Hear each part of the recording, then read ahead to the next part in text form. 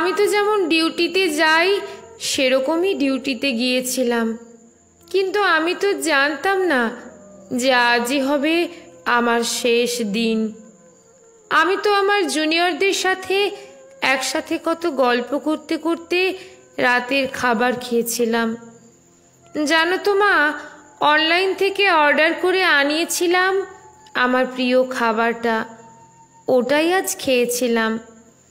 তখনও যদি একটু বুঝতে পারতাম এটাই শেষ খাওয়া, এটাই শেষ গল্প। ডিউটির বাঁধনে আমি যখন ক্লান্ত হয়ে গেলাম মা, আমার চোখ দুটো ঘুমে বন্ধ হয়ে যাচ্ছিল। একটু শরীরের ক্লান্তি মেটাতে গেলাম, তখনও যদি বুঝতাম মা সারা জীবনের মতো বিশ্রামে চলে যাব, তখন ভোর রাতে আমি ওয়ার্ডে